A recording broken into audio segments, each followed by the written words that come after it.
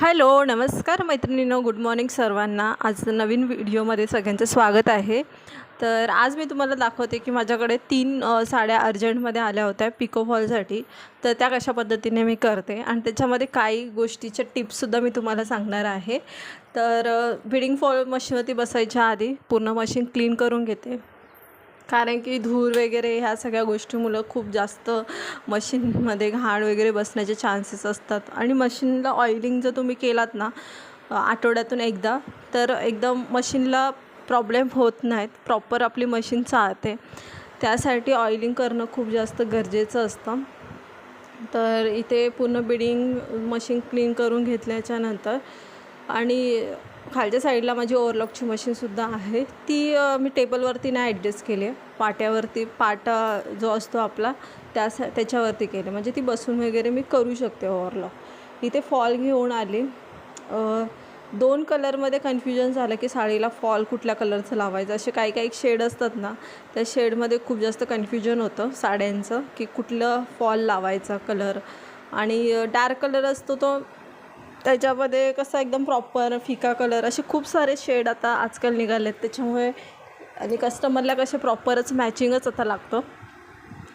तशी ही साडी आहे, तिचा कलर बघू शकता कशा पद्धतीने आहे। आणि ट्रान्सपरंट कपडा असला की त्याच्यामध्ये खूप जास्त प्रॉपर असं करावं लागतं, मॅचिंगचंच फॉल आणावं लागतं। तुमच्याकडे फॉलची प्राईस किती आहे? आमच्याकडे 12 रुपये अशी फॉलची प्राईज आहे। आणि साडी पिको फॉल करायला मी 50 रुपये घेते एका। आणि अर्जंट वगैरे असलं तर त्याचे काही चार्जेस वगैरे मी काही एक्स्ट्रा लावत नाही, कारण की जुनेच कस्टमर असतात, त्याच्यामुळे एक्स्ट्रा वाढवण्याचा प्रश्नच येत नाही। आणि समजा एखाद्याने अर्जंटमध्ये सुद्धा तरी दिलं ना, तरीसुद्धा मी काही जास्त पैसे अर्जंटचे एक्स्ट्रा चार्जेस वगैरे काही लावत नाही। तर अशा पद्धतीने मी फॉल लावायला घेतला।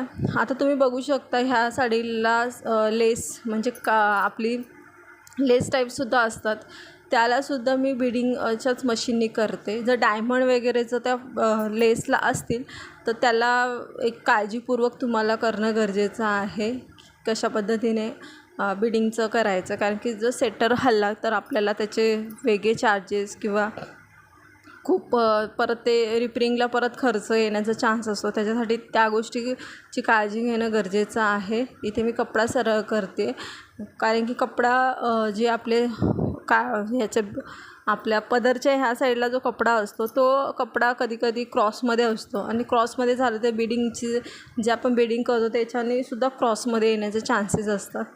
त्यामुळे आपण कपडा नीट सरळ लाईनीमध्ये कट करतो आहे का, ह्या गोष्टीची सुद्धा काळजी घेणं गरजेचं आहे।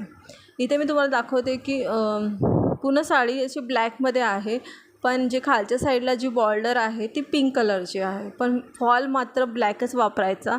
पण त्याच्यासाठी जो धागा वापरायचा, कारण की काठ आपली पिंक कलरची असल्यामुळे त्याला जो धागा वापरणार आहोत तो पिंक कलरचा वापरणार, पण जी हातशिलाई आपण करणार आहोत ती ब्लॅक कलरच्या धाग्याने करणार आहोत। कारण की जर तुम्ही ब्लॅकच वापरला तर पिंकवरती ब्लॅक लगेच दिसून येईल आणि ते फिनिशिंगला आपलं प्रॉपर दिसणार नाही कस्टमरला, जसं तुम्ही काम करून दिल्याच्या नंतर।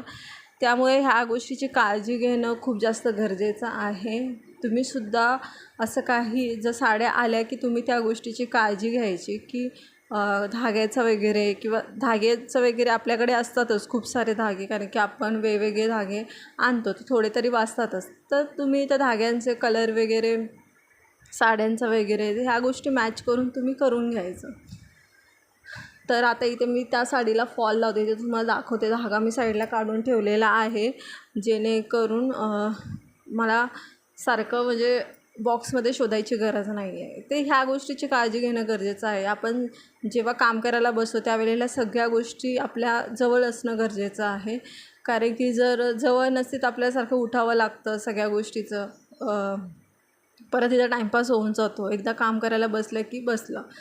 जे फॉल लावायचं जे स्टार्टिंगपासून जे मी अंतर ठेवते ना, ते 11 इंचाचं ठेवते जास्तीत जास्त।